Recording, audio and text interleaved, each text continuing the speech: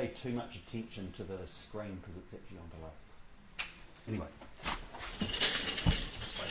Move the... No, you're all good. You just stay right where you are. Kia ora. Here we are. We're all live. Excellent. Hey, welcome everybody. Welcome back. Another Sunday, August the 23rd. Here we are. Look at this. My special guest, Katherine Rich. We'll talk about her in a second. This is Apolitical Cutz, the Civics Special.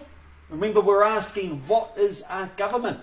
So anybody that's been following this, we've been having this conversation for a few weeks now, and we've had very technical points of view up to this point. Lawyers, commissioners, generals, that kind of thing. So thought we'd branch out a little bit here, talk about government and some different aspects of it from a different angle today. But before we get started on all that, and I properly introduce Katherine here and we start to hear from her, just remember we're trying to build an audience. If you're watching this, fantastic. Thank you for joining. Please like it. Please love it. Please share it. Whatever it is, we're trying to get it out to as wide an audience as possible. So welcome, welcome. What do I say? I'm just going to dive into it. I mean, I'm loving this conversation that we're having at the moment, getting into like a different side of politics and kind of looking at it from a different point of view at a time where actually politics is very intense given the current situation and everything that's going on and the fact that we're at an election, which I kind of forget, and I think it is easy to forget. And as we know, this week that was put out another 4 weeks, which means that I'm going to be carrying on for an extra 4 weeks before I finally get a bit of a break, but that's all good. So October 17, is that when they announced the election, wasn't it? October 17, so remember that there. But we're looking differently at politics with this here at the moment. So the conversation is based around, as we know, what is government? Some of you may be wondering who this is sitting next to me and why they're here. So first of all, Katherine, who are you and what do you do currently? Well, at the moment, I'm Chief Executive of an industry association called the Food and Grocery Council, and that has members who make food and groceries that you'll find on any supermarket shelf. But before that, I was a Member of Parliament for the National Party, and that was between 1999 and 2008, so I did 3 terms. Oh wow, 3 terms, okay, I didn't know that, I hadn't looked that up, right, gotcha, cool. So that's the thing, there you go, I mean that's a beautiful introduction, thank you, and that's exactly why I got Katherine here, because she's had this interesting experience of becoming an MP, being an MP for 3 terms, which that's quite a long time. Seemed long at the time. And now you're working in a kind of an industry or in an association where you're obviously still interacting with politics and Parliament, yes, and the government, but in a very different way. And we'll talk about that a little bit as we go through the interview. But so we've got an interesting perspective here, and hence I called today's session From the Inside Out, because Katherine was once on the inside, and now she's kind of working from the outside. And so, like we're trying to, this whole thing of what is a government, we've had 2 people that come very directly from inside the government, and there may be 1 or 2 more in the coming weeks. We'll see how that pans out, but I thought this was a great perspective. But the other important thing that we're here for is a haircut. Isn't that right? That's right. So, we're going to do the business first. So, if you don't mind, madam. Oh, now, also, everybody, if you've got questions, remember how this goes. This is interactive. So, if you've got questions, don't be afraid to type and ask. So, I haven't got the phones going or anything. Don't ring us up. But I've got the screen here kind of over to the side of me. I occasionally get over, it becomes interactive. So, as you listen along, let us know. And also, if there's any problems with sound or anything, let me know. Otherwise, excuse me, I'll just grab this here. So, tell us about your hairdo. Very technical question to start with. It has been masterfully looked after by your good self for the last 12 years. Surprise, surprise. So as I always say, I'm in your hands, do whatever you like. Excellent. And I never take advantage of that, do I? I don't give you a mullet, I don't shave it off or anything like that. Oh, and by the way, if you can hear it in the background, we've got tradie tea in the background as well. Cheers, tea. If you hear like the saw going or some hammering or some swearing from the back, that'll be tea up the back. There's doing new cabinetry around the basins at the salon. There you go, very technical hairdressing stuff. Anyway, Katherine, one thing I thought when I saw you today with your hair is that it was shorter than what I remembered. So I don't. You've normally had your hair a little bit longer, and Yes, I kind of yep. until you turned up today. I was like, Yep. oh, that's right. We've taken it shorter a Yep, bit. we decided to go for a bit of a shorter bob. Yeah. So do you want me to like just tidy it up today? Yep, that'd be Or great. like I always like to offer on my live sessions, would you like a breakout haircut of some description?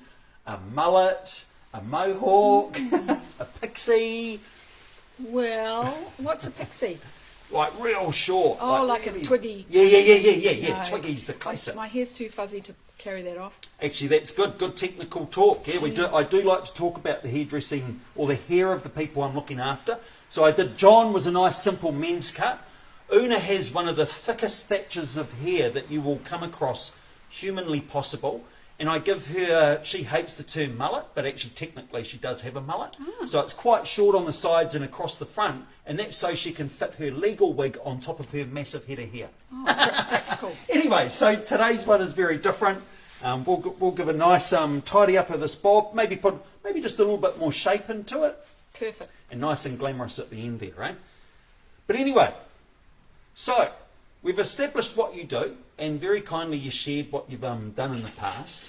So I guess really to start this whole thing off is to go to the fundamental question first. In your impact, and there's no right or wrong to this, but what is a government? What is a government from your point of view? Well, I'm not an expert, but the way I see things is that a government is the method, the way you run the country. So New Zealand is a constitutional monarchy, which means that our head of state is the Queen, and as you know, her representative in New Zealand is Patsy Reddy.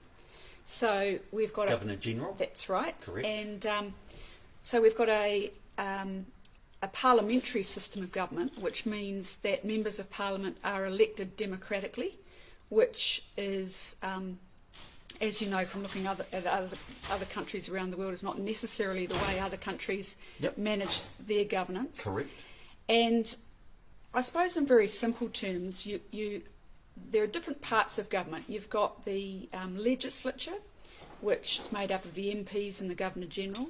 You've got the executive, which is the Prime Minister and ministers. And then the third part that most people don't realise is the judiciary. You've got judges.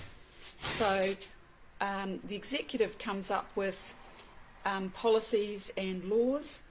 The legislature does all the debating and passing, assuming the government's got the numbers. And then, of course, the judges interpret and apply the law. So I suppose if you're looking at government, there are certain roles that any good government should do, have, and that's to represent the people, to pass tax, to confirm tax spending and expenditure through the budget. There's also an important part which is part of the Westminster system, and that is to hold the government to account. So quite often when people say, oh, why is the opposition of the day being so negative, that is actually their job, to hold the government of the day to account and to propose other ways of doing things. And is that's a really good point. And to put that, is that basically what the debating chamber is about? That's its function. Yep. And if you look, when the House sits at 2 o'clock, when you've got parliamentary question time, where the opposition will put questions to the government, that's part of that process of asking questions, testing ideas. I know for a lot of people it can sometimes look like a bit of a dog's breakfast, but behind it is a really important part of government, which is being able to ask questions. Yeah. Because again, there are a lot of countries where you can't do that. Yeah. So New Zealand has a very good system of governance. If you think about it, in some countries, even today, being a member of parliament's almost dangerous. We have elections every 3 years. No one gets shot. No one stages a coup. Yep. We're safe to go and vote. Yep. And it's safe to talk about politics, which I think is, people often don't take that into account. We have a really great system of running New Zealand politically, I think. Yeah, that's really cool. Cool answer. Probably more technical than what I was expecting. Yeah, might have even been more technical than John and Una. Really? No. They did actually get deep and technical on it. That must be said. That's really cool. And so just thinking about. Oh, cheers, brother. All good. He's all done. There you go. Team's done. Is that it? Is that tradesman's hours? They knock off already. That's cool. Hey, anyway, so that's a cool answer. I like it. So to think about, the roles then that you've played in it, and if we start with the first one, obviously as a member of Parliament, but I wanted to start that conversation back a little bit. And I thought that this was actually, this week when I was prepping for this, I thought, oh, this is perfect timing. But I actually wanted to ask you a little bit about, before you become a member of Parliament, being a candidate. Yep.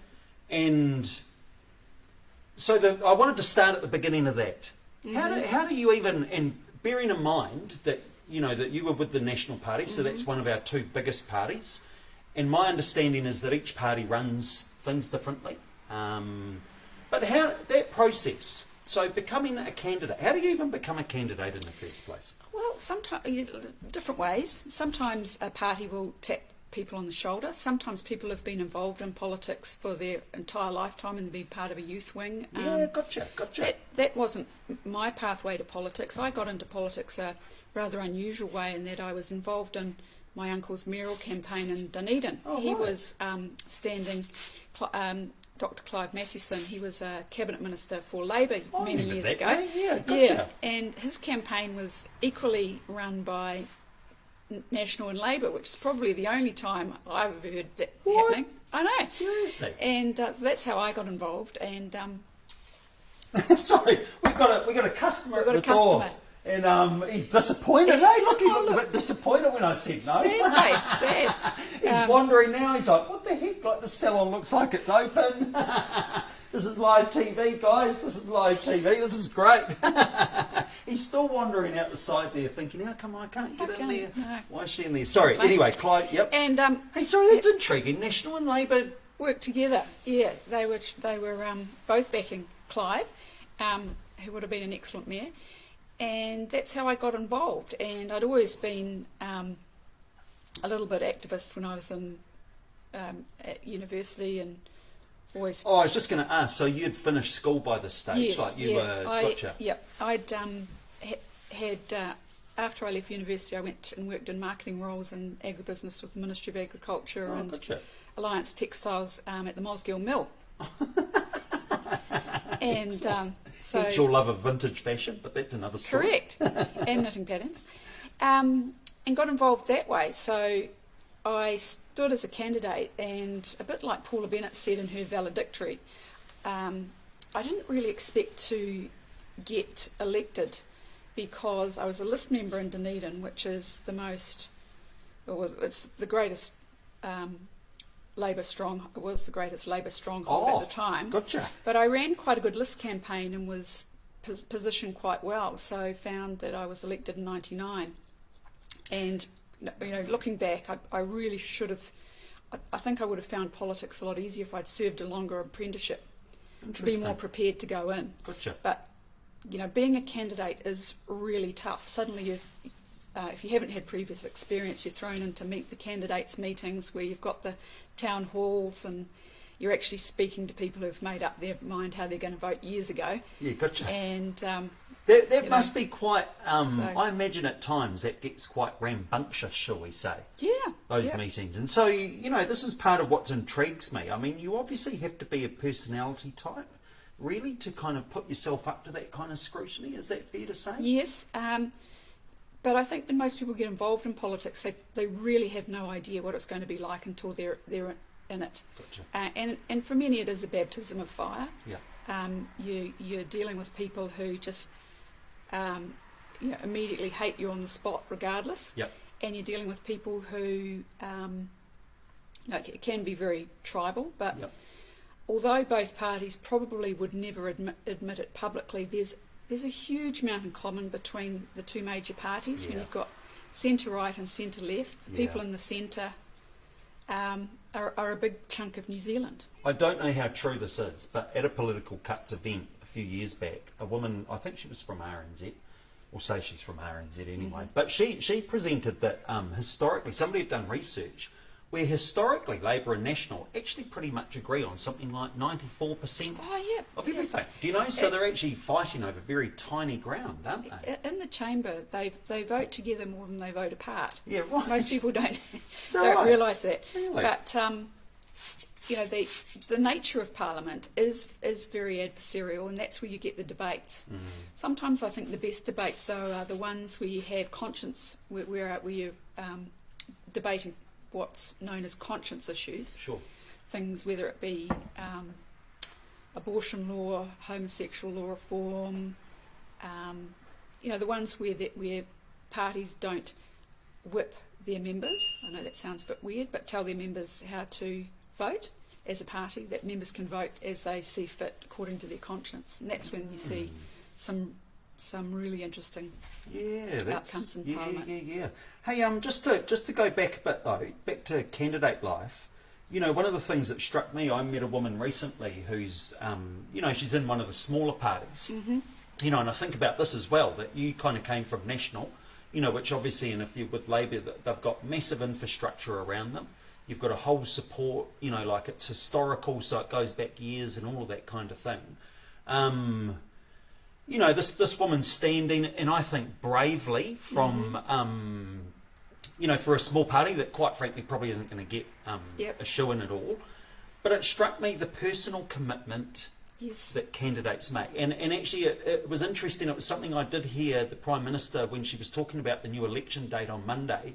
She acknowledged how difficult it is for some candidates who then have taken time off work specifically for that date. So I just wondered, you know, that whole thing of kind of, you know, being a candidate, you know, what is it? Like, what is that commitment you put yourself out there for? Many people have to give up work for at least 3 months before they go into Parliament, and that has an impact. And this is one of the reasons, and I know it's not a very popular idea with the public, but this is why I'll defend the salaries of MPs, because if the salaries are too low, it'll block a number of people from even thinking about becoming a member of Parliament, because it'll essentially mean you have to have some level of wealth to be able to do it, because you're not paying your bills through service. And yes, a lot of people give up a huge amount. They certainly put themselves through immense scrutiny, because you have people who will feel free to comment on everything from your hair to your lipstick through to whatever you might be wearing. And for women, I still think that the scrutiny is a lot higher. Bound to be. Yep. Bound to be. You have some people, unfortunately, a very small minority, who will abuse your family, attack, you know, say things to your kids at school. You know, all of that politics stuff, brings out the very best of people, but also in some cases the very worst. So you have to develop quite a thick skin. For sure. But without losing your humanity. I think there are some people whose skins become so thick they're not in tune with some of the things going on. And do you think that, like you know, do you think there's an element of a long time in a place like that there can do that there to somebody as well? Do you know, like if you're spending a lot of time around that particular environment, assuming you get in, I mean, I suppose we're talking about candidates, but, you know, assuming you get in, that must also come with all of that territory, eh? I think so. I think you always run the risk of not making the right decisions if you become very disconnected from people and what people are generally thinking. And that's why I've always said that, you know, list members should do constituency work. I came into Parliament as a list member. I wasn't elected in a Dunedin seat, obviously, but I always felt it important to do constituency work, because then you are, you know, you're constantly in contact with people in real problems. So if you just, you know, you never run the risk of developing a big head or making decisions thinking, not being in touch. That said, people have got different views about that. Yeah, and that is so that actually, I was going to say that actually, that comes back. So you're 99, you would have been, was that the first MMP election or the second one?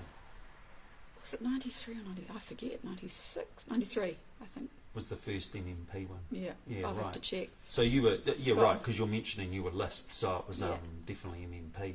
And do you have recollections back then of that, you know, within your party that, you know, there was an understanding of how to even work MMP, like how to, get the right mix of candidates, and there must have been a whole lot of technical stuff. I think all the there. parties have learnt a lot over the last few years because, and I think we're moving into a different kind of MMP environment because up until the last election, the party with the most votes formed the government. Yeah, gotcha. And this time, parties came together, and the outcome was different. But I think MMP the intention of it was always to ensure that there was a wider range of views represented. Because in the old first past the post system, you could have some parties in government which may only have 40% of the country behind them. And I think post MMP, we now have a parliament that is truly a House of Representatives. You've got more women, you've got more people of different ethnic backgrounds. That's the whole point of a parliament. It's supposed to represent the people, which I think is the number one thing a government has to do. So that first one you got in 99, was that part of a government? Like, was that a... No, I spent my three terms in opposition. Did you? Yep. And well, that's blowing all my questions about being in cabinet then. Many people actually assume I'm often described as being a minister and being in cabinet, but no, I left in 2008 because I quite unusually had two children while I was two babies while I was in Parliament, and I just found that while they were babies and very small, they really couldn't care less where mum was, but when they were 3 and 4, 5 and 6, it just became too difficult. And so I always wanted to keep working, but I needed something that allowed me to have more control of my day. Because as a Member of Parliament, you have no control of your day. You're and most MPs work from the moment they get up to the moment they go to bed. Yeah. Well, that was where I was kind of heading to, was life of a MP. But just to go back to the candidacy again, so just thinking about things like running up to an election, and you've got election night.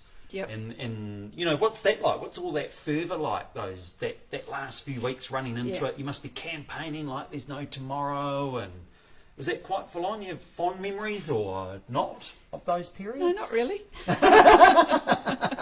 I mean, can you remember I was campaigning in Dunedin, where even on a great day at the time, it was it can be quite challenging, but you've just got to stay positive and keep going, and and maintain a sense of humour. I had people say things to me like, "Oh, well, I like you and I like what you're doing, but I just remember the waterfront strike of 1951, so I can't vote for you," sort of thing. And were you doing was it old-fashioned door knocking? Was that lots of it? Yep. On the street corner with your posters, what did we say it was? Main Street. Get rich for Dunedin or something. I love that. It was a bit of humour at the time, but quite often people repost it and say, "See, alt-right wing campaigning." Well, obviously, get rich in Dunedin is a bit tongue-in-cheek. It's not seriously, I wish I could bring it up on the screen. It's great political hair as well, by the way. I do look like a baby in my billboard. Hey, and then election night. Like, where do you go? Like, what happens election night? I always think this. Yeah. Where do all the candidates go on election night? They'll often go to their election headquarters and put on a good feed. And I sat around with my parents and my husband, and we watched all the results roll in. And Was your headquarters, to understand that there, is that something that you then have to set up yourself? Like, how does that work in a party? Do you get use of the National Party headquarter down in Dunedin, or do you have to go set up a place of your own, or do you get to share their one and such? Yeah. Yep, that's for you. So who was the leader in 99 when you got in? Jenny Shipley. Oh, right. Gotcha. And then we had Bill. Oh, yep. And then we had Don Brash. Oh yeah, that's right. Oh, and then we had John Key. Yes, correct. I do remember this. Yes, so do I. Yeah. Hey, so then you become one. You become an MP, and so what? A week later, you fly to Wellington, or a few days later. Is that kind of how that goes? Yeah, and you're thinking, crikey, how did this happen? When I started, there weren't really very good courses to help MPs learn about the role. Right, gotcha. That's changed now, Right. and particularly under successive speakers like David Carter and Trevor Mallard, they've made sure that there are more opportunities for MPs to learn about the role. Oh, is that right? In Like fact, across party yeah. lines, like. In Gotcha. fact, that's one thing I currently do now. I chair the Parliamentary Education Trust, and it's a fund that is there for MPs to do further training and study in areas of governance, the political systems, and it's worked really well. Oh, interesting. Yeah. Is that right? So, Yeah, what is that? Something reasonably new that's been set up, or? It was the brainchild of the current speaker, Trevor Mallard, and a couple of others. And I think it's a marvellous thing that he has done, because we've funded MPs to do governance courses, to do certificates at Victoria University, and Gotcha. you're helping people educate themselves into knowing more about their roles, rather than when I went in, it was essentially sink or swim. Right, gotcha. So there was no, and I probably came at this thinking, oh, you went through some like finishing school, and they wished you off to some flash hotel for a week or something like that. There, is that right? Just you got the job. Here's your flight. Off you go. Is that right? Yep. Really? And it's essentially you, a secretary, an office. You might have a researcher, and it's basically, you just got to throw yourself into it. And so, thinking in those first months, there is I'll just see if there's a couple of things down here. Referendum 93. First MP election 1996, Referendum 93. That's right. Thanks. Cheers, Brian and Jet. Thank you. Glad you're both here. I Brian, should- don't I should- hesitate, mate. I know you love your deep political questions. I Chuck them in there. should have known that, but I'm just getting No, so no, old, no. Jason. You're all good. You're doing really well. No, Hey, no. oh, there you go. Oh, sorry. Amy says getting mum and dad onto it now. Thank you, Amy. Cheers, Amy. I purposely. That's great. Hey, so anyway, that must be quite daunting. And I just think to myself, you get put in this office. Did you even know your secretary or anything like that? There, you kind of got to get to know them, and then what? Like, do they just give you some work, or do they just say go make something the up? leader will give you a portfolio, a few portfolios that you're then immediately the spokesperson for. Gotcha. So I was given the incredibly important and complex portfolios of National Library and Archives, which I really enjoyed, actually. That'd be cool. And, Fascinating places. Because, as you know, I enjoy all things vintage. So true. I didn't, I made sure I was across every aspect of that. So you prove yourself, and then eventually I went on to things like education and welfare, and you just have to get stuck in. And so, as a, I'm thinking of it as an opposition MP. To be honest with you, I didn't know that you were opposition the whole time. So, working in that capacity, like, how are you? You must just be constantly out there looking for more information. Is that basically what it is? Is it you're trying to connect with people and develop? There's a role that you play yourself with that, but obviously there's a wider party as well. Yep. How does all that I kind had broadcasting as well. So one of the ways I always approached a portfolio was to just get out and go and visit people. So I went and I visited people who are filmmakers and people who ran television, and I think some of them got the shock of their lives when I rang up and said I want to come and visit. But bless it. right. I always find that rather than just doing desktop research, if you get out there and talk to people, you pick up a lot more. Yeah, so true, isn't it? We were kind of talking about that a little bit before, weren't we, with offices and stuff, and the change and the small talk and the, it's so different, the human interactions, isn't it? Yeah, interesting. I don't know, then how does it work as an MP in that situation? Like, what's the role of the party then? So, you know, you must still, like, what, once a week you get together or a couple of times a week? Is that kind of the expectations? And On a Tuesday, most caucuses will meet. So you fly to... So the term caucus refers to the members of a party Yes. that are all in Parliament. Yep, Is that right? Yep. Those elected members. So every Tuesday you'll meet and go over the plan for the week, talk about policy issues, talk about, you know, who's been misbehaving if there have been issues that have come up. Right, you know, right. It's where the members of the Parliament, members of the party come together to talk about issues. And is it fair to say, I mean, we all get this impression of politics on the outside. They're probably often quite robust, I would have thought. Like, you know, once again, we're talking about groups of people that have to have thick skin to a degree. You know, they're passionate doing a job and so forth. So is that, you know, and the reason I bring this up is sometimes I think about that whole dynamic within parties themselves.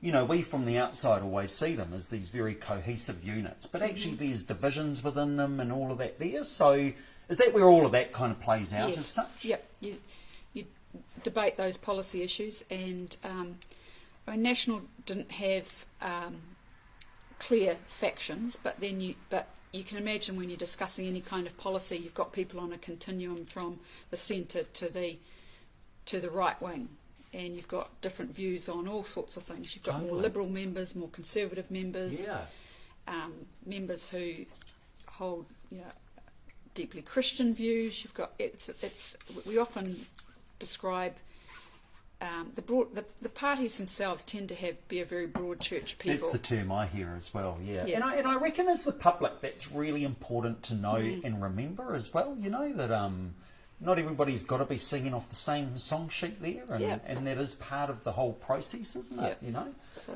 yeah, interesting. Do you know, like, do the, and I suppose I think probably more of the main two, but it doesn't have to be. I mean, you know, as far as you know, do they internally work quite similarly? Or do they all kind of have their own quirks of how they work all their internal stuff? I don't know.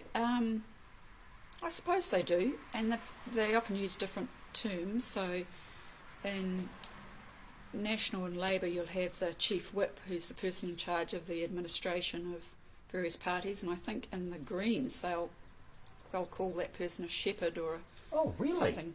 Oh, interesting. Yeah, different ways. And of course it's easier to run very small parties rather than bigger ones with, you know, 30, 40, 50 members. Well, that was my next question actually, was and I'm trying while I'm thinking about this in my memory, I have no idea. I mean, were there many in that 99 election? What were the small parties? I mean, I guess the Greens were there, and they wouldn't have been very big. We had the Alliance. Were they there in 99? Greens, yeah. Were the Greens part of the Alliance at that stage, were they? Can't remember. What about ACT? Were they about them? Yeah, they had many members. Winnie? Yeah. Yeah. So much of it's I must say, there's quite a bit of my political career that's a complete blur to me, because I was so tired from babies. I hesitate to even look at some of my Hansards. You know, now that I'm well over 50, there's a lot you can forget. The reason I ask about those smaller parties is, you know, I mean, I guess I'm thinking right now of someone like David Seymour going to his party caucus on Tuesday morning. Yeah, it's a small meeting. It's all due respect, and I know that I have I do have one ACT party member that occasionally tunes in. So if you're listening, great. Get yourself in there. Even though, what did you end up? You told me the other week, number 17 on the list or something. Yeah. Possibly unlikely. Well, he's been doing a great job, I must say. If you look at some of the things that he's been doing, you know, if you look at all the parties, that, you know, in order to get into Parliament, you have to have certain skills and certain talents. And you look at all the parties, and you know, there are some great people.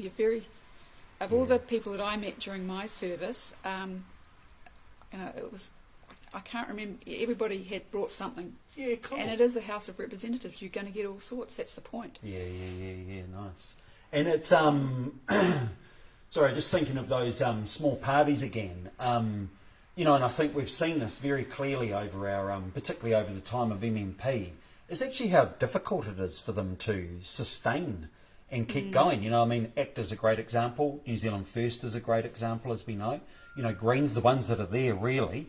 But you think, you know, the Alliance have come and gone, you know, Mana, I mean, the Māori Party, whether they make a comeback. You know, those little parties really struggle to kind of keep their, keep decent membership in there and everything. It must be, I don't know, I can only imagine the... And yet, in some ways, with the greater use of technology, because remember when I went in '99, we didn't have Twitter, we didn't have Instagram, we didn't have Facebook, we didn't have that use of technology, and that some of the smaller parties have got, well, any political party now has got so many different ways to take their messages to different people. Yeah, good call. That means they can continually talk to thousands and thousands of people and build up their followers that in a way that's easier than it ever was. Yeah, that's a good point. And you don't, actually, and those kind of technologies don't cost anything. You just it's ideas and a voice. That's very true too, isn't it? Yeah, that must be an interesting thing you've observed from the outside, is how that's changed, kind of the whole communication of politics, really, isn't it? Yeah, interesting. Hey, so you finished up. Okay, so when did you finish up? 2008. Was that is that right? And was this the Helen Clark years? Is that when you were there? Yeah. Oh, gotcha. Right. Formidable opponent, is that fair to say? I have the utmost respect for her, and she was always very good to my little son Jonathan. Oh, so that counts for a lot. Is he still little? He's massive. I stand beside my children, I look like I've shrunk. So, and that's the thing. Many people think that politicians are always at each other's throats, but there are times when members from different parties work very collaboratively together. I remember working with Sue Kedgley and Heather Roy and Deborah Coddington on Plunkett issues. Yeah, gotcha. And there is a mutual respect amongst most MPs while you're there, and certainly when you leave. And actually, just thinking, all those names you just mentioned there, including Helen Clark, I can't not take this opportunity to talk about this. You know, I remember watching a thing about Helen Clark a few years ago, you know, probably a doco or something like that, and it started off with her getting into Parliament. And, you know, even though we know this, but the boys' club that she walked into, how was that by '99 by the time you got there? Did you, like, how did you feel about that? So first of all as a female, but also then as a mum. I mean, there are some horrendous stories from Helen's time, but also Marilyn Waring's time. I mean, there's a very famous picture of Marilyn standing with the National Caucus on the steps inside the Beehive, and she's the only woman. And you can just imagine what life was like in Muldoon's time for her. During '99 and 2008, I think there were still some times where people behaved in a way that just would not be okay now. But I think successive speakers from Margaret Wilson, Lockwood, David Carter and Trevor Mallard, they've done a lot to reduce the level of bullying and improve the conduct. That said, it's a very robust, tough environment. It's not, the chamber's not called a bear pit for nothing. Hey, you've mentioned the speaker a bit. He's like the chairman of the parliament. Yeah, gotcha. So well, there you go. I was about to say, explain that role a bit. So that's a really essential role, isn't it? Yep. An important one in the role of parliament. Yes. Yeah, gotcha. And they sound like, they're all doing pretty impressive work. I mean, I certainly have, read and seen a bit around, the last few years. And I actually, to be honest with you, Catherine, left here last night after work, wandered up there to go up to the supermarket, and often wander up through Parliament and the playground. Yep. Something as simple as that there, that I've seen people moaning about online before, about the cost of it or something like that. But, things as simple as that there, that I know, yes, the public can go use it.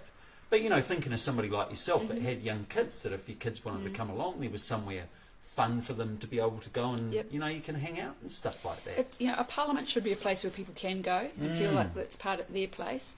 But often things only change if people people ask for change. And I remember when I was first travelling to Parliament with my baby son, and also when Georgia came along as well. It was a long time since the Parliament had had a breastfeeding mother. So I went and had a discussion with Jonathan Hunt, who was the Speaker at the time. Oh, gotcha. And there you have a man with no children who immediately had empathy for me and made things happen to make sure that I could continue to have a room for breastfeeding and proper facilities, and I've always been very thankful to him for that. Yeah. Plus, he always used to make a fuss of the kids when they would come to Parliament. I always remember taking Jonathan in, and I said, if you're going to go and think of your big question to ask.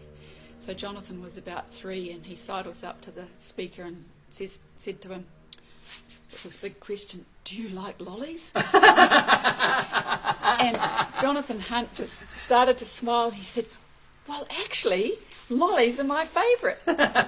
So, do you like lollies? That's yeah. Great political moment. Again, members of Parliament face a huge amount of criticism, but while kindness seems to be the theme of the day at the moment, there was a huge amount of kindness then, and there always has been, because you've got people involved. Yeah. Gosh, interesting place. And I think interesting. This is such a cool conversation to be having right now when we're at an election. It would be cool if there's some candidates out there listening or something like that are listening to this. It's great. Hey, so just to segue all of that there then, I'm kind of fascinated though by that thing of the Speaker. So how did you describe them? The chair? It's kind of like a chairperson role. They're the one who's, if you think of it, if you ever sit in a meeting and you've got the chairman at the front, determining how the business of the day is conducted, calling people out if they're not behaving themselves. That's the stuff that smooth. the public sees, Yeah. That's all we see is that role. But it's way bigger than that, isn't it? Do you know? Yep. So when you say Parliament, do you mean it in terms of the whole Parliament, not just the MPs per se? Yeah, yes, the whole of Parliament, full stop, is in charge of that. Yes, that is what the general public tend to see, but remember, they're often only getting to see what gets covered on the 6 p.m. news. Totally. And so you can have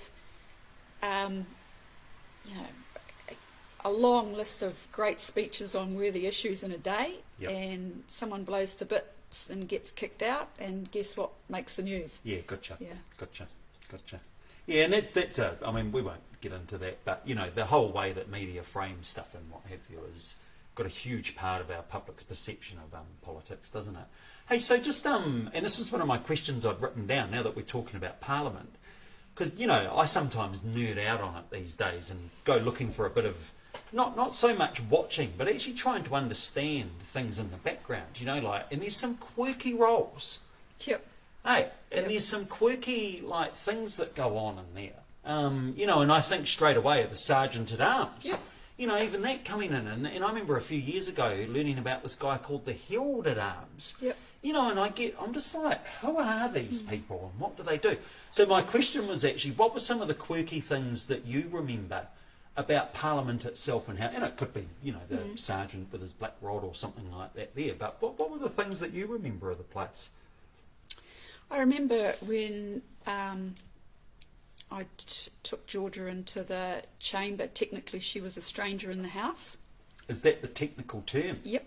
And potentially she could have been thrown out, because if you have someone who's not elected or there for other reasons, anybody can take a point of order at any time and say stranger in the house, stranger in the house. There are some What, really? Yep. And that's what they would say, like stranger in the house, stranger in the house. I've never been in there. Nobody did that when I was there, but it would have been pretty exciting if they had. You'd be hard pressed to think a baby's a threat to democracy, but in a way I think those traditions are really important, because they've been happening for, in some cases, hundreds of years. Yeah. And sometimes, well, that's right. You know, and I was about to say when you just said stranger in the house, it's almost like there's a lingo as well that goes with the whole thing. And I think this is interesting watching someone like Winston Peters as the classic, who obviously, having been there for 150,000 years and knowing all of that there, he knows those rules very well, doesn't he? And I'm sure he's not the only one, but he's an example that I definitely bring out. Yeah, and there's immense power for those who understand the standing orders in huge detail. Right. And not many members of Parliament know it to the same level of expertise that he would. You know, Richard Prebble used to be very good. Oh, is that right? You know, Jerry Brownlee. Oh, interesting. Who else can I think of? You know, there are some who really understand the levers of how the House works. Right. And that must be a huge shock when you're a new MP and get in the place, and you know you've got all these bright ideas, and you know, and this is probably when I say that I think about those differences between coming from a party potentially like National and maybe coming from a tiny one that gets a couple of MPs over the line. You know, you've probably got at least a little bit of institutional knowledge from your party that you can draw on, whereas some of them probably turn up and flounder. I had this was back in the fashion of the late 90s, but I had a very expensive denim jacket, and I wore that into the chamber, and the Speaker sent me back out again. And I thought, oh, this is one of my best jackets. Was it because it was denim? Yeah, he felt that it wasn't parliamentary wear. I remember Heather Roy and Deborah Coddington, out of protest, wore suits and ties into the chamber once because men, I don't know if it's changed, but still to this day have to wear a tie in the chamber. Gotcha. Oh, yeah. I always remember Honey, how to wear it. It was like, I'll wear a tie. And you just like flip it around or something. You wouldn't even do it up properly. That's John funny. Tamahiri went into the chamber once with a skivvy. He had to leave. So when you got told that day, you walked in. Surprised. Yeah. Did you argue back though? No. Were you like, No. right. I was indignant. I thought this is one of my. I think it was made by World or something. And, Gotcha. I was quite proud of it, but no. Who was that? Was that Jonathan Hunt? Yeah, he was probably right. You know. Hey, so that's cool. That's real interesting. I love this. This is great. This has been a cool chat, but I don't only because I'm kind of vaguely seeing the time outside there, and I don't want to not cover. So now your role, and you know, like a role like that, you obviously still interact very closely with government and with Parliament and politicians and what have you. So now that you're kind of on the outside as such, you know, has that? I don't know. How do you kind of view it now? Like, how do you? I don't know, one question that comes to mind like that, like knowing what you know now, being on the outside and still interacting, is there anything that you'd do different if you went back in? I don't think I would ever go back in because I just think that there is a time and place to serve, and then you just move on and do other things. And but I think now that I've left, it's good to be able to relax and not be so. You know, to focus on what it is you want to do and not have to be so, to get so worked up about whatever the political issue is of the day in a traditional political sense. I do love working for the food industry because they're very positive people and they don't, you know, they're making things rather than just, I don't know, something that's more of a financial service or something like that. I mean, if I look around the table here, these are all my member companies. Kira Stars, just saying. Excuse us, Kira Stars, why they've been Weller. nicely put out here. Yeah, we can't. You That's right. You don't have Weller, but Thank you. That's right. We Schwarzkopf, do need to let her. Oh, yeah, that might be. Is that proper? Johnson & Johnson. That's There you go, another one. Thanks, Mel, for your powder. Cheers, girl. Yep, anything on Johnson. this shelf is probably a member of the Food and Grocery Council. So all the issues are interesting, whether it's food labelling. This week's been a bit frustrating, but I tend to work more now with officials rather than ministers and politicians. Sure. I very seldom have to raise things at that level because usually things can be dealt with through working through departments. Sure. And so do you, just thinking about this then, so you've explained very well, like the food industry, but I mean, that's massive. I mean, that's a huge, you know, there's great breadth of kind of products. But is it also kind of taking you know, so there's one thing is makers, Yep. but also does it kind of cover supermarkets Not and the grocery? retailers, no. Gotcha. No. So it's the makers as such. Yep. Yeah, right, And right. New Zealand's got quite a different kind of supermarket environment in that we have the most highly concentrated market in the developed world, I believe, that you've only got 2 chains of supermarkets. So in the UK, for example, you've got around 10 different retailers. Yeah, here. right. Most grocery retail goes back, you know, can be tracked back to 2 companies, either being Foodstuffs, which is a cooperative, or Woolworths. But our members are the likes of Fonterra and Nestle, you know, everything from Turners and Growers with fruit and vegetables through to chocolate, which is always popular. And listen, I mean, these industries, and if I think about them from a New Zealand Inc. point of view, I mean, obviously they're essential for a start, Yep. because they provide us with what we live day to day.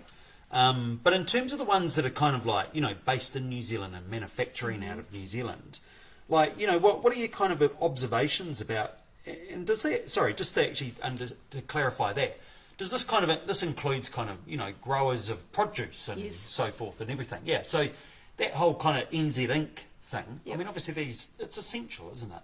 Yep. Not only just to supplying us, but our earnings as well. That's right. It's going to be very important to, as part of paying our bills post-COVID.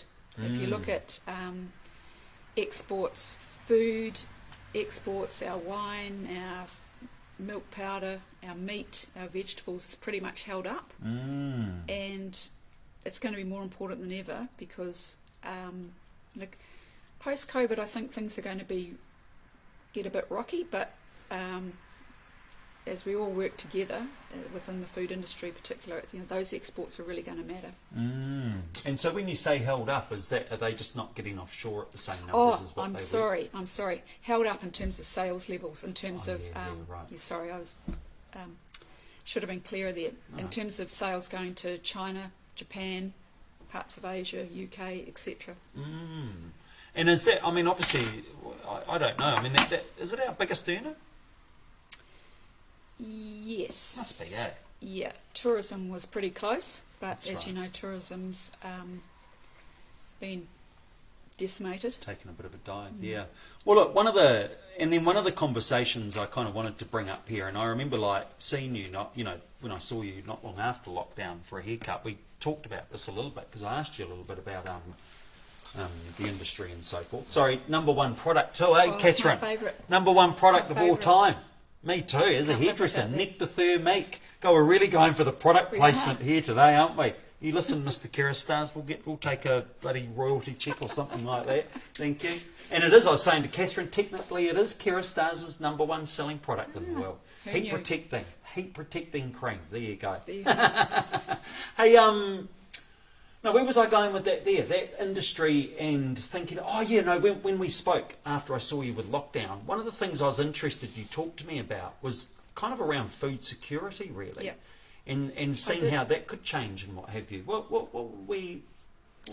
Well, it was interesting in the midst of lockdown because a lot of countries started to think about their own food security and started doing things like saying we're not going to let the same amount of rice be exported. We're going to hold on to our rice. Some countries started to do some extraordinary things. I was getting a bit worried about keeping some products on the shelves because we saw a huge surge in demand. Flour was really hard. Toilet paper became the symbol of preparing for the apocalypse. Yeah. There were some people with whole spare rooms worth of toilet paper, but it did become quite serious. And for a while, there were some products we were thinking. Hand sanitizer, I can see on the desk there, was getting pretty hard to keep on the shelf. But I think one of the things I found the most disappointing was the Australian government at one point changed the regulation so you couldn't export personal protective equipment out of Australia. And we had some member companies who had bought equipment for their factories who had it dropped down from China, and from there they were going to distribute to New Zealand and Pacific, and the Australians wouldn't let it out.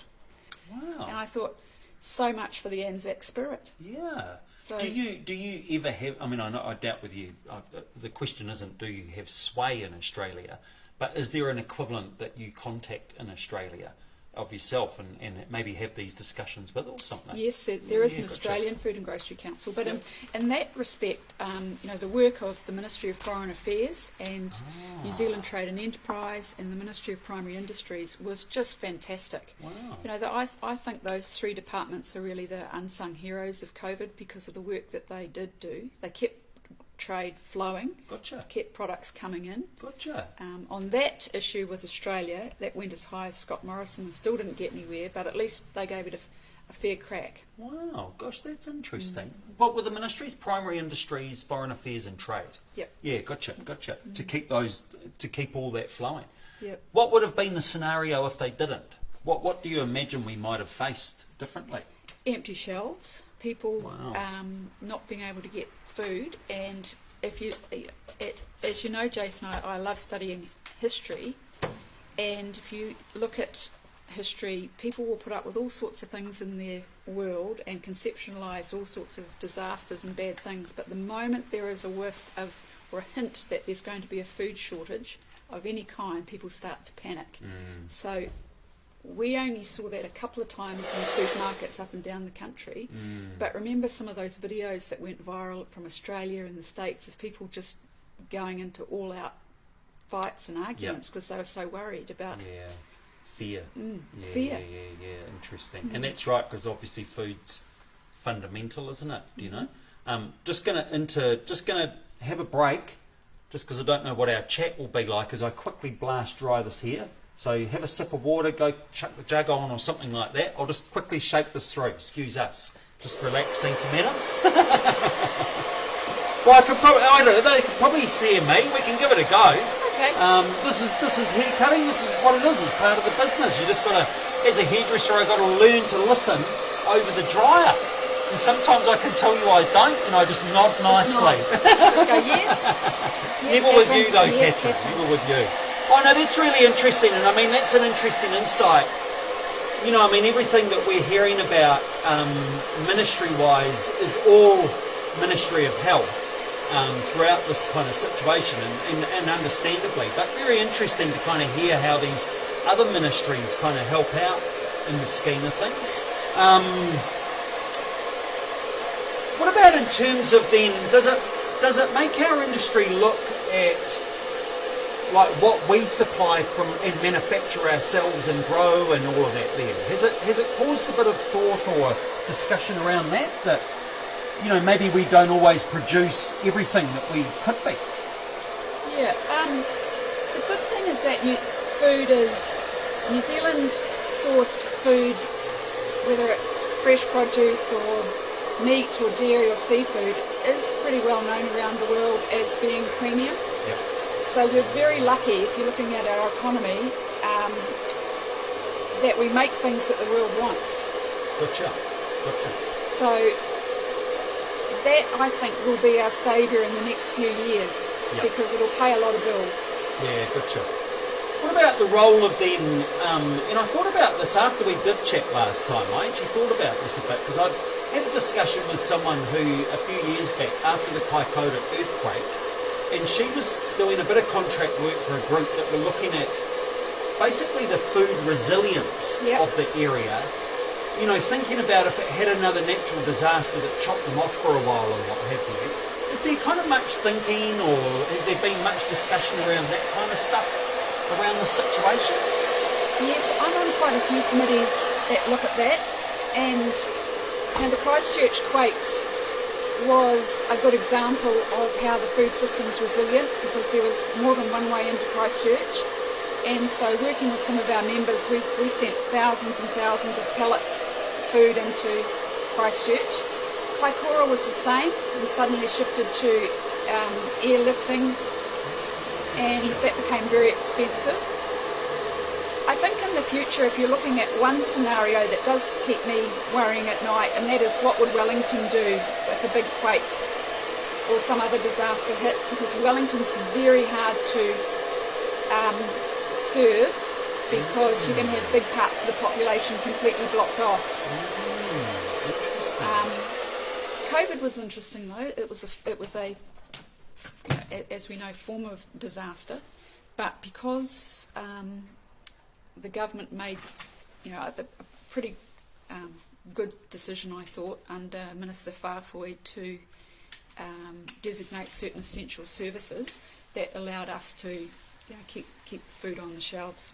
Yeah, right. Gotcha. He said anything that's an essential business, anything sold in a supermarket, can keep working. Yeah, right. Yeah, which is a bit different to what we're facing at the moment. Do you, what about in terms of things like, you know, and this is one of the things I discussed with the woman that was working around. Sorry, excuse me, I'm technically getting all my equipment plugged in down here.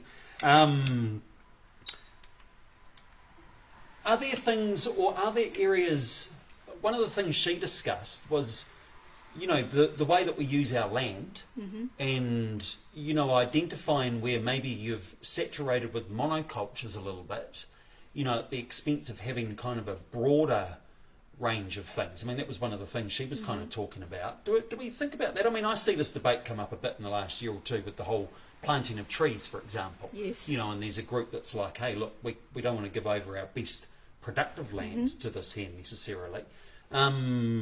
Is that something you kind of like bash around a little bit? Or? It's something that we certainly think should be discussed, because you can't just let a free market determine how land is going to be used, or a government can't just say, right, everybody, we're going to, you know, plant trees today and tomorrow it's going to be something else, because you end up finding that the pendulum will swing too far one way. The issue of planting too many trees on some of our best land is one that is dear to the heart of my dad, who's probably listening now that you've alerted them.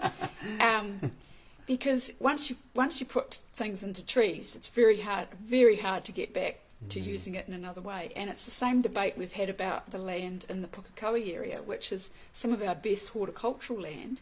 You can imagine with the pressure on Auckland, people want to keep building houses. Yeah. Well, once you've put houses into certain areas, you can't put in your potatoes and your other vegetables, and suddenly you've got a problem sending fruit and vegetables into the Auckland area and feeding Auckland. Yeah. So yes, somebody does have to show more leadership on those sorts of issues. But I remember many years ago when I first took over the role of running the Food and Grocery Council, I did ask officials about land use strategy, and this was 12 years ago now, they said, oh, it's not something that we have a view on. And I thought, well, you really need to have a view, because you can't have the whole country just being a dairy farm. And so that's an interesting, that actually brings an interesting question to mind. Is the difference between an MP being able to go in and create a narrative or questions, or looking, you know, getting officials to look into areas, as opposed to officials presenting to MPs, well, this is what we're doing? Do you understand what I'm saying? Look, there's always a fluid interaction between the government of the day, MPs of the day, and some officials. Sometimes it's only when things are raised publicly that they get put on the agenda. But it's all about the strength of your arguments, I think, and the strength of ideas. And, you know, hopefully they're evidence and science based. Sometimes yes, sometimes no. Yeah. Yeah, okay. And then, I don't know, like, what's the immediate kind of outlook, do you think? I mean, I know you're saying, you know, and I actually agree, you know, that this industry is going to be huge in terms of us earning our way out of the financial pressures. But are there areas, like I think of the difference between selling dairy and selling wine? Yep. You know, are there some areas that you kind of identify and think, oh, that's definitely going to fly and that's going to be really important, and maybe this area is going to be, you know, going to struggle for a bit? Any particular thoughts or? I still think I think our wine will continue to go from strength to strength around the world. I think our dairy products will do the same. I think there are some new products coming through, such as plant-based alternate proteins that New Zealand's getting into. Is that something that you kind of cover? Do you deal with some of that? Yeah, right. I cover about 30,000 different products. So if you ever, I sometimes think jack of all trades, master of none. So one day you can be talking about laundry powder, the next plant-based proteins. But yeah, gotcha. There are some companies that are doing very well. Whittaker's chocolates building up a big following around the world. Toothpaste manufacturers like Grin, or Lewis Road Creameries just been building up a huge following in the United States. Wow, all of these type of companies and the entrepreneurs behind them are going to be playing a big part in helping New Zealand pay its bills. And you look at some of and you've got to hand it to them, because it's not an easy industry to be in. There's always someone wanting to take your place on the shelf. Yep, that's my understanding. It's very competitive, isn't it? I mean, I don't know, do you have any comment that you can make about that there? I mean, we all wander into the supermarket, who's placed where. Yep. I once had somebody say to me, think of it like an apartment block, you've got your, at eye level is like what's the one on top? Penthouse. The penthouse suite, yes. Right at eye level, Yep. Down here you're probably down in the basement or something like that. Is that all... that's competitive, obviously, to get that space and what have you. And supermarkets are always deciding who gets chosen to take that place, and it's highly competitive. So you've always got to be coming up with new ideas, new products. Right. Most products launched fail. Do they? But they're new and interesting. The thing I think that'll continue to make a big difference for New Zealand food and grocery firms is the growth in online sales, because the internet has allowed some firms to break through with their products and take on some of the bigger, more multinational firms, because they've developed a following and they've got something that's just new and interesting. The internet. I was talking to a friend of mine who owns one of the big internet platforms in China, and she said one of the biggest differences that she's seen is that if you look at new entrepreneurs on the internet, over 50% of them are women. Really? So it's been a massive pathway for women to get into business and just start up their own businesses at home. Gosh, that is interesting. Gosh. So are you, that's interesting you bring up China. Are you in contact with people that are kind of helping our firms out over there? Is that a connection there? Is that something like worldwide you're kind of in touch with? Because we must be like, I mean, I know we send stuff everywhere, but, even like maybe manufacturer or something like that. Is that a role that you play as well? Yeah, I make it my job to make sure that I'm well connected on behalf of my members, so that I try and get to know those who are leaders in supermarkets, other industry associations, key officials. I love to be able to help our members get a new placement in a supermarket or do introductions. Yeah, gotcha. I don't know if you're on LinkedIn, but every day I try and share something that our members are doing, something cool and interesting. Yeah, so I'm gotcha. Probably, I really find it not hard to be their advocate, because they're just great people. And it's, I think the whole, something that struck me, and I kind of, even though I grew up in a rural kind of serving community over in the Waited Upper, it was never something that ever interested me, the whole thing of farming, and it's not until years later that I feel like there's a great honour in producing food, actually, and I know they talk about prostitution, but actually it's probably the oldest industry, isn't it, I would have Yeah, thought. I'd never thought of it in those terms, but it's even older than that. Yeah, you're right. I mean, some people, and particularly in some of the debates about obesity and you know the downside of food, I think some people lose track of the fact that food is such an important part of our culture. It's more than sustenance. It's the way we celebrate good things in our lives. We can commiserate bad things. It's the way we show love by making cakes for one another and baking and toasting, family events, having a nice glass of wine, which I said that if I did this you'd give me a glass of wine, and I noticed that's not been forthcoming, but the chamomile tea's been very good. Thank you. Chamomile tea, not quite the Thank same, you. but yeah, we gave it a bash. Very teetotal in the salon.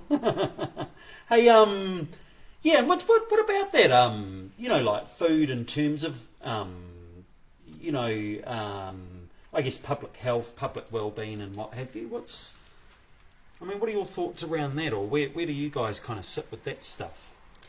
Well, if you look at obesity, unfortunately, it's been rising right around the country and around the globe for quite a long time, and it's such a complex issue to try and solve, because the problem comes from an imbalance of in a lifestyle where people are eating more and not moving enough. So how do you get people to move more? Well, there are whole departments set up to try and do that. How do you get people to eat less? You know, in the food industry, we've tried all sorts of things. We've reformulated products. We've introduced most beverages now. You can get 0 or low sugar versions. When I was a child, there was one diet drink. I don't know if you remember it. Tab. Coca-Cola used to make it. Well, I didn't know that. Was it a diet drink? Yep. I remember it being about. And now, at least these days, and you know, there are diet or low-cal versions of every single brand. Yeah, gotcha. Yeah, so there sure is. That's changed, but it's a really hard one to fix. And New Zealand has very poor statistics, and in the OECD, I think we're about the 28th fattest country in the world. Shit, is that right? But the OECD, I think we're 3rd or 4th. Interesting. Do you? So, what about things too? Just thinking through food and what have you. To go back to the plant-based stuff, like, you know, do you feel like that's a really big future?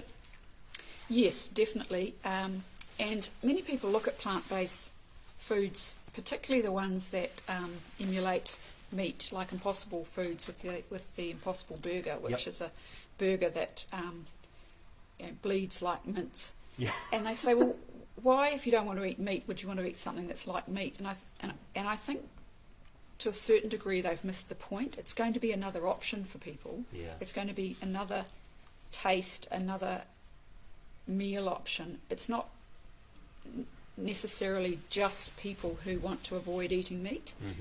Some people just want to have different tastes, and I've kept an eye on I've met with some of the key figures in the likes of Impossible Foods and some of the other firms I've seen on trips when I've been at various expos and things, and some of the chicken-free chickens and pork-free pork options, you know, they're tasty. They're not going to be the same as a wonderful fillet steak, but they might be something that, you know, on a Tuesday night you'd happily eat in a lasagna or something like that. Yeah, I totally get it. I have tried a few myself. In fact, funnily enough, yesterday I had my first. What was it that I got? It was something, but it had sun-fed fake chicken stuff in there, and it had been covered in flavouring, so you know it did taste great. But I agree. Like, I feel like some of them are, because I'm not vegetarian or vegan or anything, but I'm interested in eating that, and sometimes I'm interested in eating less meat. But they're often there as an alternative and yummy, aren't they? Yeah. So I often say too, and I think the meat companies themselves are relaxed, and if you look at some of the bigger firms, the Nestle's, the Danones, they are getting involved in plant-based alternatives themselves, investing very heavily. You look at the firms that are investing in alternate proteins, and they're all the same firms, because they understand it's a trend consumers want to see more of. Yeah, interesting. And what about, I mean, you know, I guess we come back to the, you know, things like, I think about food resilience and stuff like this, and, you know, talking about productive land, because this kind of stuff kind of changes the ballgame a bit on that front too, doesn't it? You know, the processing and God knows what the natural materials are that they use to create that there. Maybe you do know. But that must kind of change that game a little bit in terms of if we get into manufacturing more of that stuff and it does become more, we kind of don't need to necessarily have as much. So what is the biggest, immediately, what's the biggest, as I come towards the end of this, what's the biggest challenge facing your industry considering COVID immediately? It's getting some of our key workers to be able to travel to work.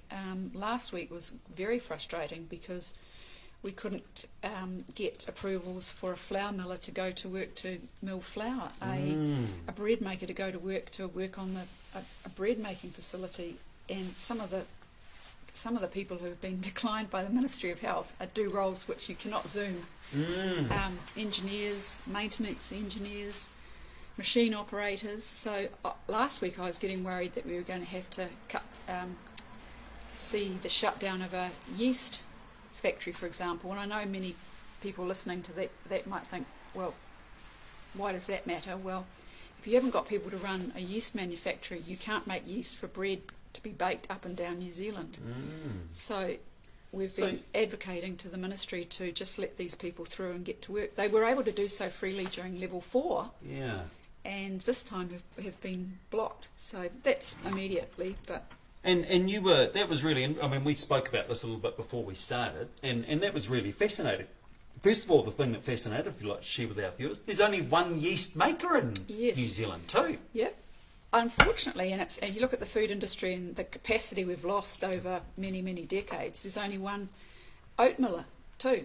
Really? Yep. And there are a number of industries where we rely on one or two people to produce things. So that's why during COVID we got very involved in cranking back up local hand sanitizer production, because there are a lot of things that if the borders close, we're going to have to get back into making us. We realised that you couldn't rely just on imports, and we've lost a lot of that, and we need to build it back up. And that's really interesting, isn't it? Like, and that's, I mean, you know, we're not going to get into that now, but you know how that landscape has changed throughout New Zealand, like you say, over decades, is fascinating. I mean, the whole manufacturing sector and everything has completely changed, isn't it? Yeah, that's cool. Hey, so nice little ringlets, but I'm just going to shake them out so that they're a little bit more... it's quite nice for a change, isn't it? It's a bit different for me. I don't think I do this to you normally, do I? I think I normally just blow dry it out. But there you go. You've got the beach wavy kind of, a little bit glam, but a little bit undone as well. Do you know? You'd get your Kerastars sea salt spray, whatever it is, tomorrow morning. You'd spray it in and you'd zhuzh it back up again. Looks very nice. Brings your colours out nicely. I'm definitely going to the office tomorrow. Yes, excellent. We'll keep it. It's horrible out there. Keep it dry. Hey, so that was cool, Katherine. I don't know, have you got anything else you might want to just chuck in there, or you're all good? I mean, we've covered heaps here today. Thank you for 12 years of looking after my hair. Pleasure, madame, and here's to another 12, perhaps. Thank you, everybody. I hope you all enjoyed that there. I haven't really, apart from some early ones, I haven't really been... Oh, not too much. Oh, yeah, grey number 6. Oh, God, there's a whole commentary on there. Oh, sorry, everyone, I've only just seen all of that. I thought, nobody's messaging me today. That's all good. Mate, hang on, I'll just go through a couple of these because there might be... Oh, here's Gray. Here he is. No, the Governor-General appoints the PM. Parliament elects the Speaker. Constitutional distinct. Very good, Gray. Thank you. Oh, no, he's debating with Brian, actually. I see that there. Sorry. Interesting. Here we go. What do we got? Great. Got time for New Zealand to be more independent internationally. Make clean, green, fresh New Zealand food affordable and tax all our processed food and drink takeaways. There you go. Interesting. What do we got? Think so much about food and drink. Oh, yep. Big impact. Oh, yeah, a bit of stuff there. Oh, butchers. Dale, good on you. Yeah, good on you. That was one thing that we fought very strongly for, to be able to have open. Butchers and greengrocers can absolutely trade safely. There is no difference between going into a butcher shop and picking up your mince than going into a dairy or a supermarket. What is the reasoning that they've actually given for it? I don't know. Is it? Yep. Yeah, interesting, eh? Yep. Shame for the Gyp Street, and shame for Cameron Harrison and all of those locally. The Kelvin Butcher locally. is now closed. Oh, somebody told me that actually now that you mentioned that there. Yes, very good point. Hey, so thanks everybody for your comments. Sorry, we've only just cottoned on. There's one coming there. Gee, interested that the plant-based patties at Burger King aren't actually vegetarian. Because they're cooked in animal fats. Gotcha. Good point. Thank you. There you go. Anybody thinking about running out and getting one, and you are vegetarian and that's the concern, maybe don't go to Burger King for one. But if you're not vegetarian, maybe go to Burger King for one. Yeah, I'm just not trying to endorse anybody or anything like that. But anyway, just wanted to say farewell. That was great, eh? So we talked, she gave a very technical answer if you were listening at the beginning about what is a government. Surprised me a little bit, but that was great. Then we talked wonderfully about life as a candidate. So anybody out there that maybe you're a candidate and you've even been watching, I don't know, that would be interesting to know. Well, Gray, I know that you've been watching and listening, so that's, I don't know, next week contact us and let us know what you thought about that. I encourage anybody to become a candidate, and it doesn't matter which party, but just have a go. Give it a go. Mm-hmm. Well, I think that people are very brave that do, and I genuinely think that. Do you know? I've been to enough meetings to be able to see, how rambunctious it gets. So, yeah, totally on your sentiment there. If you're up for it, have a go. Share your experiences and everything. And also be mindful of them too, that they are people that you don't need to give them such a hard time. You might disagree, but in this day and age where tempers do tend to flare a bit in opinion, don't be like that there. So anyway, that was lovely, and lovely to kind of hear the transition from Katherine about candidate to MP, and then life as an MP and Parliament, how it works, and then we've finished off with food. So great. I mean, this has actually gone on a bit longer than what I intended, but that's fantastic. It's been a cool chat. Thank you very much for listening, everybody. Hope you liked it, loved it, shared it. Next week, I'm continuing the series, Apolitical Cutz. I don't know who just yet, but I believe somebody from the Electoral Commission is going to be here. That'll be interesting. That will be very interesting. And I know that some of my listeners have had some technical questions to ask about electoral and voting and all of that there. So we'll see how that goes. So look out. But actually, the other thing I need to mention, this is a big one. So next Sunday, I'll be here at 4 o'clock like usual. But next Saturday, as a bit of a Political Cutz special, anybody that's in Wellington, particularly in Lower Hutt, but you don't have to be from Lower Hutt, but anybody from there, I'm actually going to be doing a live stint of this at the Petone Settlers Museum. Oh, that'll be fun. It'll be next Saturday afternoon. I kick off at about 1 o'clock or 1:30 in the afternoon. It's open. We're going to have the Lower Hutt candidates are going to come down. And actually, I laughed. The councilwoman I'm dealing with went out to the candidates. I said, I bet you hear from the small parties first. Sure enough, all the small party candidates are in there. So waiting for Chris Bishop and Ginny whoever Ginny is from Labour, Ginny Anderson, I think it is. I hope the larger parties do it, because it's totally good fun. Well, Chris should bring his mullet down for a start. He should pin that dead possum back on the back, come down, or maybe we'll sort him out a real one or something like that there. But anyway, anybody that does, some of it will be live streamed, so feel free to have a look. But if you're in the area, come down and just have a chat. Talk to the local candidates, talk to me. I'll be doing haircuts at the Settlers Museum. So that's next Saturday. So busy weekend. And then the following day we'll be back with the Electoral Commission. But anyway, I'm going to sign out. Katherine, you say farewell. Bye. I'm going to push Thank you very goodbye. much. Thanks See everybody you for joining in.